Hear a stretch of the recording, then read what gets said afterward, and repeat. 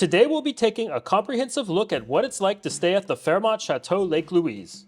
I'd had Fairmont on my radar for years as a brand that I'd wanted to try out, but this stay was my first time ever actually staying at a Fairmont hotel. This Fairmont hotel is actually within Banff National Park and overlooks one of the world's most iconic lakes. And during my recent road trip from Calgary to Vancouver, I made a point of seeking out the best hotel deals I could. And the end result meant that I stayed mostly at mid-tier places that did the job. Now, I had originally hoped to stay at the Fairmont Banff Springs. There's the fun legend of it being haunted, and it's received a lot of global recognition mostly for that reason.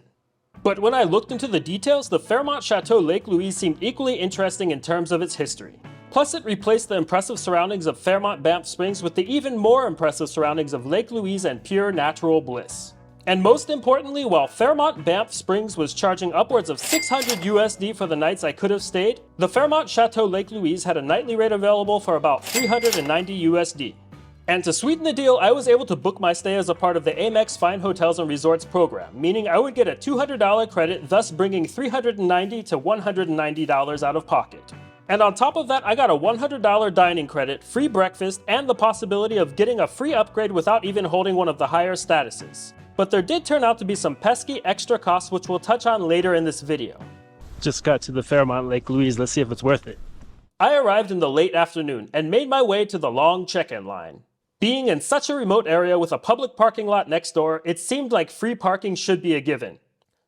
As it turns out, there is no free overnight parking to be had for guests, and the first extra fee that I had to pay was 30 Canadian dollars to park overnight. It's the $30 parking lot over here. Looks kind of like every other parking lot I've ever been to. But the actual hotel room was pretty nice, albeit smaller than my Motel 8 room from the night before. Now, although I booked a Mountain View standard room, the room I received was an upgrade to a room with a lake view.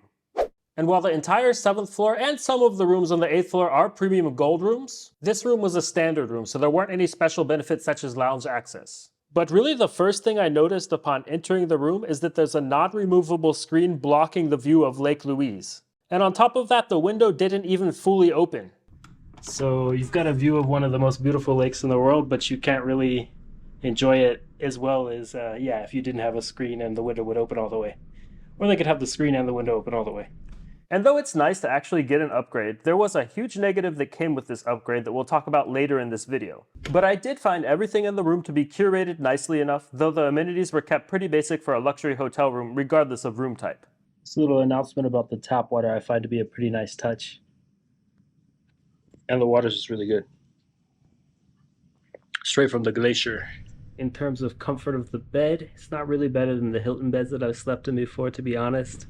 And one thing I could totally do without in hotels is these pillows that don't have any covers. Like, okay, maybe they are cleaning them, but maybe they aren't.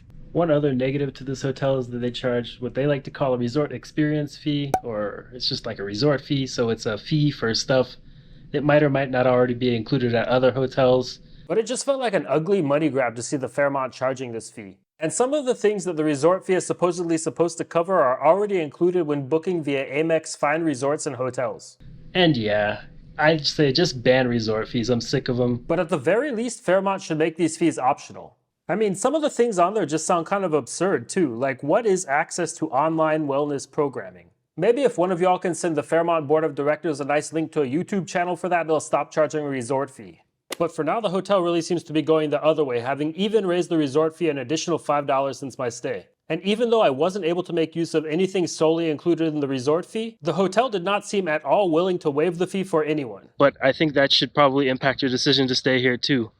If they're charging extra fees like that and it's already pretty pricey for what it is. But anyways, let's talk about what dining looks like when you're staying at the chateau. Since this hotel is quite remote, the easiest dining options are within the property. Luckily, I only needed to eat dinner and breakfast, and since breakfast was included in the Amex rate, I had $100 US to spend on dinner. By my dinner time, it was getting late quick, and after a little bit of searching around, the main dining option left seemed to be the Alpine Social. From the restaurant description, I felt like I could be in for a good meal. I mean, food inspired by Canadian mountaineering sounds interesting. But the appetizer was a very salty cheese dip with whole pistachios thrown on top of it. I mean, I do like pistachios, but that was a bit of a disgrace to them.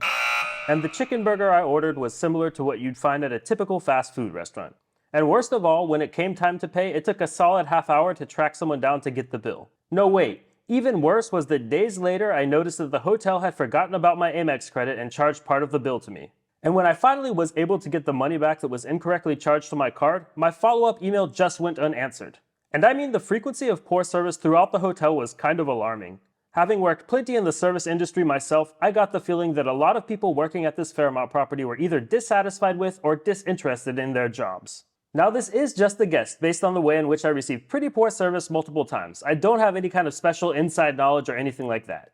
I was just another paying guest documenting my experience.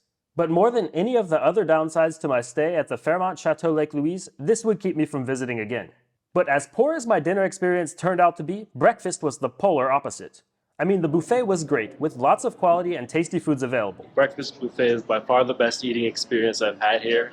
Pretty much the best thing I've experienced in the whole hotel. Plus there was fresh juice, great coffee, and a separate menu for freshly prepared foods. And in a first for me at a luxury hotel, the waitress actively encouraged everybody to take paper baggies and bag up some of the delicious pastries for the road.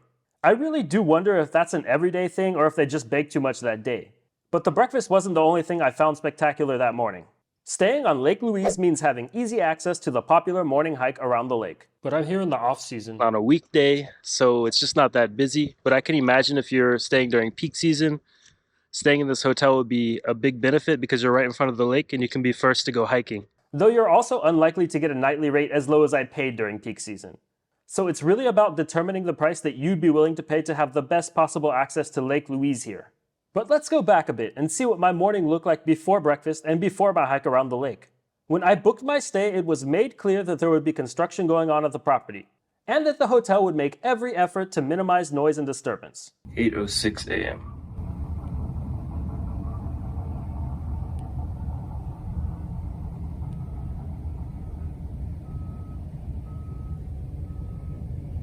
But the construction turned out to be more intrusive than I would have expected. Now it's important to keep in mind that I'd actually booked a standard mountain view room and was upgraded to a lake view room.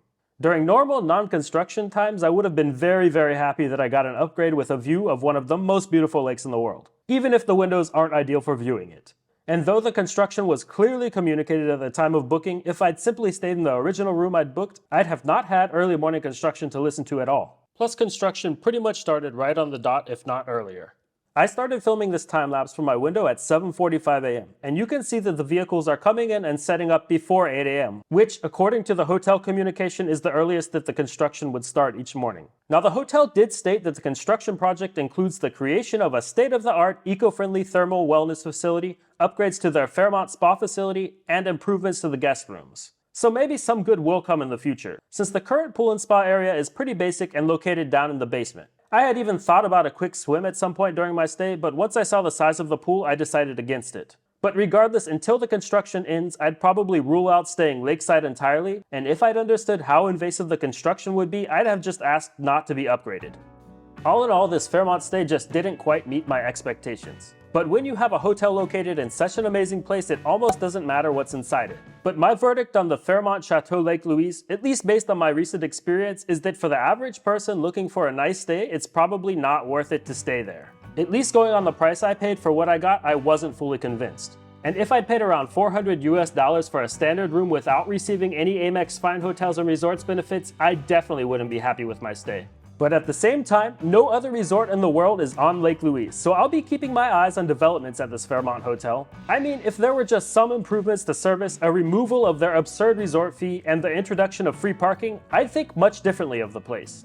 Otherwise, for my next trip to Lake Louise, I'd either stay in the nearby towns of Banff or Canmore, or perhaps in a much more affordable cabin near Lake Louise. But that wraps it up for this review of the Fairmont Chateau Lake Louise. I really hope you found this video useful, and if you did, make sure to give it a like and subscribe for many more travel videos around the world. And this video just so happened to be the very first hotel review I decided to upload here, so if you enjoyed it, hated it, or just have anything to share about it, make sure to drop it in the comments below because I'd really love to know what you think.